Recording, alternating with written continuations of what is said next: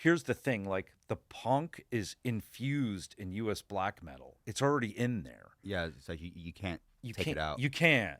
Now with the European style, you've Which, heard me talk about it. which you're obviously a big fan of. I am. I love it. I wear that little cult shirt with those kids and blast it.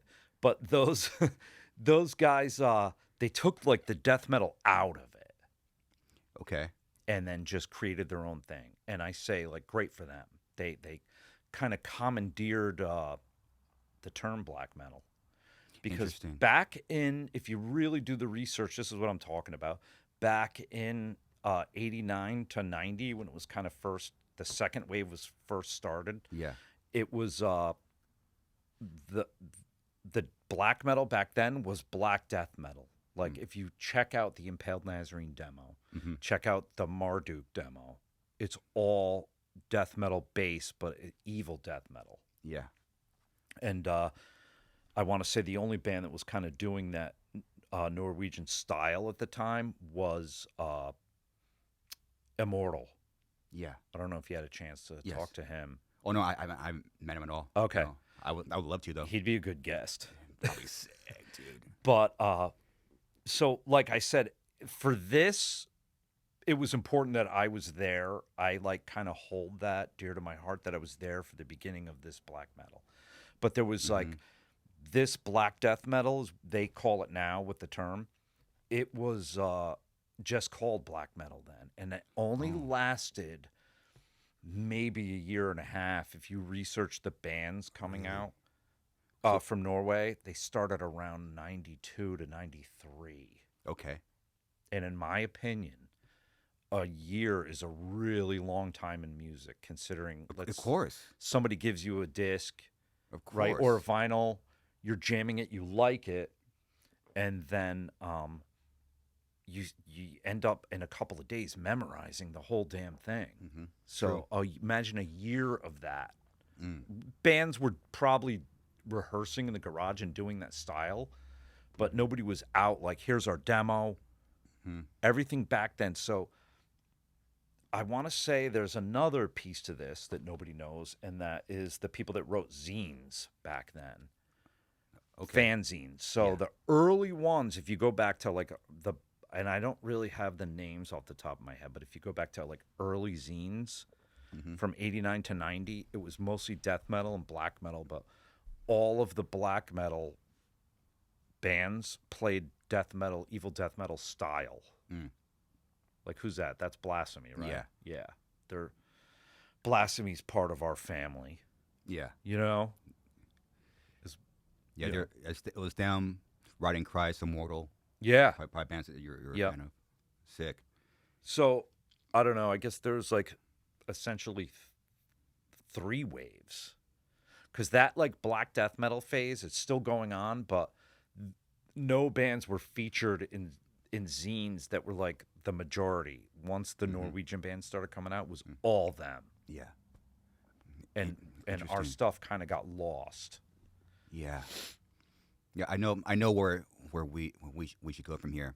So Okay. literally like so a lot of people listening and watching, it's like a very like our audience is very vast. Sure. So a lot of people right now are learning for like the first time. Yeah. So me included, literally like once I literally like the first thing I saw of you, Paul, was like, start doing some research. Death metal was first black metal, or death metal was The was first black metal was like evil death metal. Got it. Yeah, so that's how I describe it. Like, Got if it. you go back and listen to these bands, like, let's say the Marduk demo, that was like evil death metal based, but they were Yeah. calling it black metal because that's what it was at the Okay. time. So this new wave started, and I call it new. Geez, yeah, that's it. That thing's great. Holy, what is That's that? the Marduk "Fuck Me Jesus" demo, and if you listen to it, you're gonna hear what I'm talking about. Okay.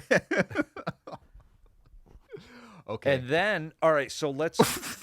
Just the title. Yeah, great title. And I wrote F to me, them. Jesus. We traded. Oh But, yeah, that's cool. Yeah. So then these guys, like, they didn't change. They morphed into more what black metal is today. And like, if you picture that sound of black metal, Yeah. and what I'm doing is holding on to that like era that was like really brief.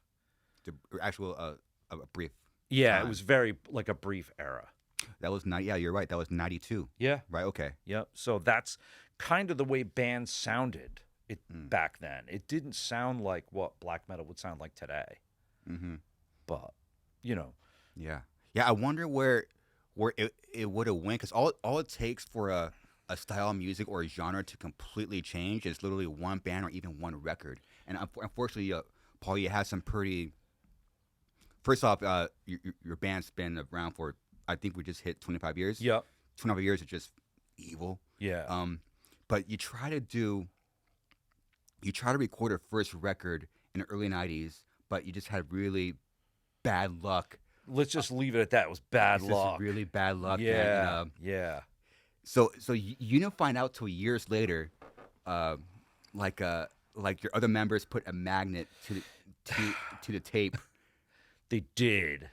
Dude, so how do you so you have the record recorded, right? Mm-hmm. And then you're listening back with the engineer. What were you thinking and feeling when it kept dropping out and stretching out and all that? I mean, I was in shock, Yeah. but I was like, could you fix it? And he's like, no, this is like 2-inch tape. So That sucks. it sucks. So That's terrible. I don't want to go too far into this. I got it. One of the people is still alive. One of them's no longer with us. Yeah. I'll just say that a couple of people like on my team approached me and said, yo, you have to get somebody else and finish this. It's very important. You got Very to important. redo it. Yeah. And I didn't. I was like, I was kind of beaten down. You're beaten down. That's just what I was assumed. 21. So I was a kid and I didn't know how to handle that. Yeah. And it was more or less like, shit, now what? And then we were like, who has tapes of how far we got? There was no bass on it. Oh man. Yeah. So unfortunate, man. It was. Fuck. I'll just add this. I've never added this. I'll do it for you. Okay. Thank you, Paul. Um, Appreciate that, man. our the people that I had were not cutting it on in the studio or outside of the studio. Sure. And I was very vocal about that. Yeah. Looking back though, was I too brutal? I wasn't. I was just like, guys, like this is so simple. So you'd go somebody to do guitar, like run through, like let's say one pass Yeah. was taking days Oh my. to do like one or two songs. Oh my goodness. And then the guy at the studio who we did the demo with and the Weeping in Heaven with, he's like, yo, call so-and-so. He'll come in here. And I'm like, I don't want to What are you gonna redo do? this whole thing again. This was like a good solid year of writing and planning and practicing. Yeah. And it was good, what we had of it. And it, like, looking back, of course I should have done it. I should have just gotten whoever I had to, because Yeah.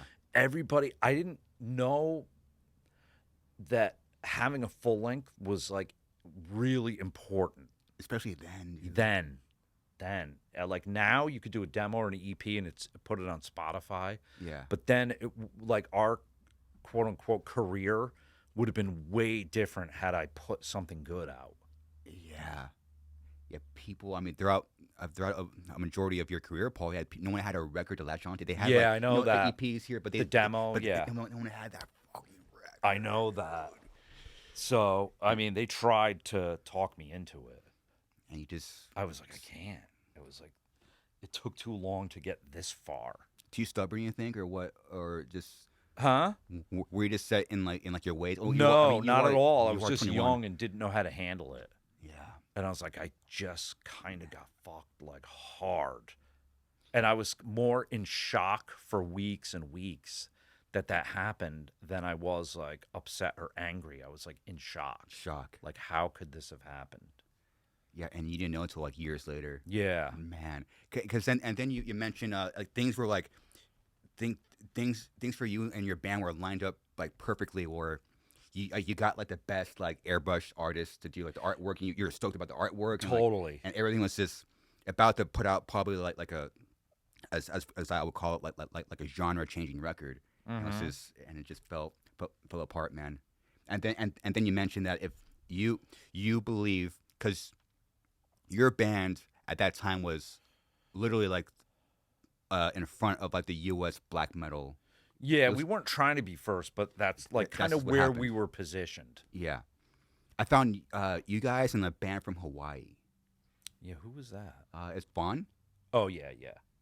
But I'll go on like say I'm not talking shit this session, but I'll Yeah. just say that they weren't really a thing back then.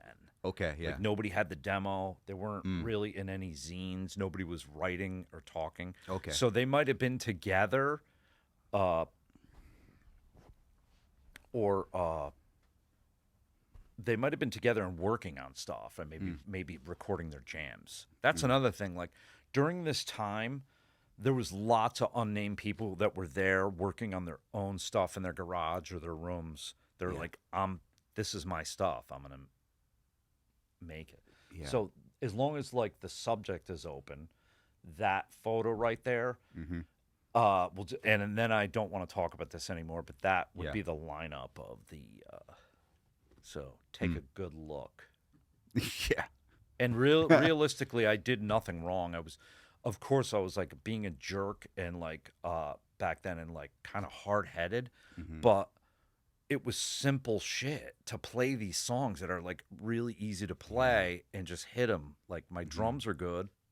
They're like just how we all knew how I play. They could certainly follow me, but Yeah. it just wasn't being hit. So there was some passive aggressive behavior, them showing up on days that were off days, like on purpose. It was very strange. Sick. So the guy from, our engineer at the time, who's since passed, Oh, that sucks, man. yeah, he was like, dude, you got to get new guys. They're not cutting. This has to come out. They flat out stink. And I was like, they just need another try. I was like pushing and encouraging to the point that I couldn't anymore. Mm-hmm. You know, Yeah. So I guess you felt that if that record came out, it would have changed you as totally. black metal. This would have set the tone. Yeah, totally.